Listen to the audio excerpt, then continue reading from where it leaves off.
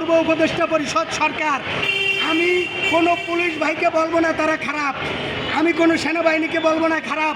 Answer BDB ওখানে যদি কালকে সেনাবাহিনী পুলিশ তাদেরকে ওইভাবে আত্মরক্ষা না করতো, এই স্বয়ং অনেক ফেরেস্তা এসেও তাদেরকে রক্ষা করার সম্ভাবনা কম ছিল।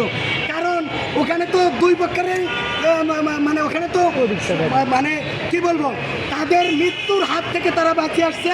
আমাদের এর থেকে শিক্ষা নেওয়া উচিত যে গোপালগঞ্জ ইসরায়েলে যেমন যাওয়া কঠিন, গোপালগঞ্জে আরও কঠিন। এই কঠিন জায়গা যাতে সহজ হয়, এই জন্য ডক্টর আসিফ নজরুল্লাহ বলবো যে বেটা তুমি আইনের দোহাই দিয়ে এই ছাত্রদের দল তো তুমি ইন্ধন দিয়ে গঠন করছো, ছাত্ররা দল গঠন করা বসতো না। তুমি বলছো তোমরা একটা দল করো, তোমাদের জনগণ ক্ষমতায় বসাবে। এই বেটা আসিফ নজরুল এই দল করলে এই 111-এর সময় অনেকে দল করছে, এগুলি হাওয়ায় উড়ে যায়। তুমি ছাত্রদেরকে দিয়ে দল করাইছো, এখন ছাত্রদেরকে দিয়ে মার খাওয়াইতেছো, তোমরা ক্ষমতা লুটে খাইতেছো।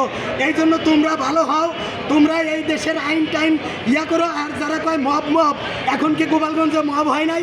আর সেনাবাহিনী যদি মারিয়ে থাকে 100টা মারলে বলবে তারা সন্ত্রাস, তারা পৃথিবীর বিশ্বসেরা সন্ত্রাস। গোপালগঞ্জের কিছু লোক, তাদেরকে আমরা গুলি করে মারছি, বিশ্ব আদালতে তাদের কোনো কিছু হবে না। তোমরা মাইরা কবা মারি নাই, আবার কোনো কিছু বিরিপ করবা না। কয়টা লোক মারা গেছে, হাসিনা তো মারিয়া গুম করছিল। এই সরকারও যদি জনগণকে মাইরা গুম করে তাহলে তো হবে না। সরকার বলতে হবে এত কয়জন মারছি, এই অপরাধে মারছি। একটা প্রশ্ন করি,